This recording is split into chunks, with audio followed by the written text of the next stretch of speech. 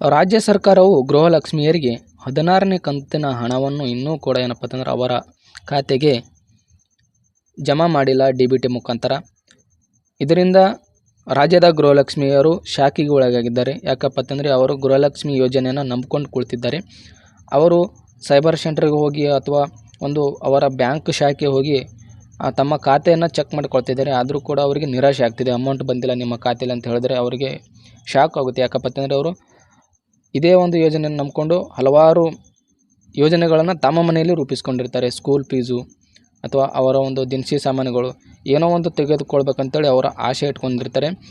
ಕಳೆದ ವರ್ಷದಲ್ಲಿ ಏನಪ್ಪ ಅಂತಂದರೆ ಅವರಿಗೆ ಸರಿಯಾಗಿ ಅವರ ಖಾತೆಗೆ ಅಮೌಂಟನ್ನು ಹಾಕ್ತಾಯಿದ್ರು ರಾಜ್ಯ ಸರ್ಕಾರದವರು.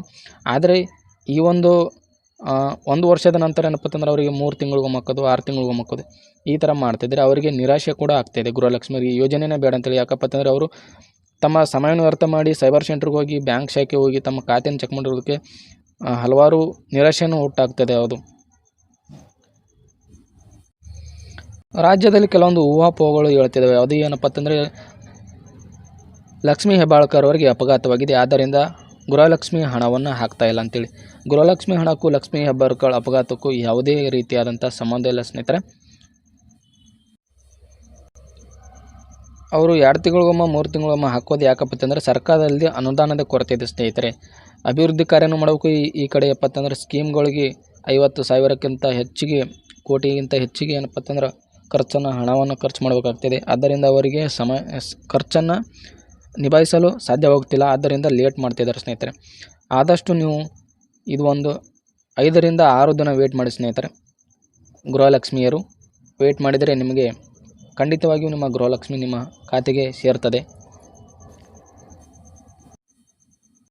ಜನವರಿ 26ರ ಒಳಗಾಗಿ ನಿಮ್ಮ ಖಾತೆಗೆ, ಗೃಹಲಕ್ಷ್ಮಿಯರ ಖಾತೆಗೆ 2,000 ರೂಪಾಯಿಗಳನ್ನು ಜಮಾ ಮಾಡಲಾಗುತ್ತದೆ.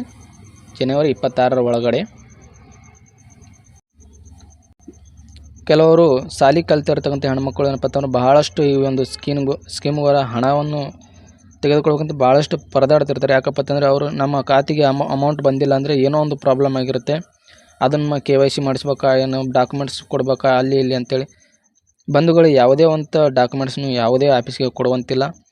ನಿಮ್ಮ ಖಾತೆಗೆ ಡೈರೆಕ್ಟಾಗಿ DBT ಮುಖಾಂತರ ಏನಪ್ಪ ಅಂತಂದ್ರೆ ಜನವರಿ 26ರ ಒಳಗಡೆ ನಿಮ್ಮ ಖಾತೆಗೆ ಅಮೌಂಟ್ ಬೀಳುತ್ತೆ. ಗಾಬರಿ ಪಡುವರ್ತಕ್ಕಂಥ ಅವಶ್ಯಕತೆ ಏನೂ ಇಲ್ಲ.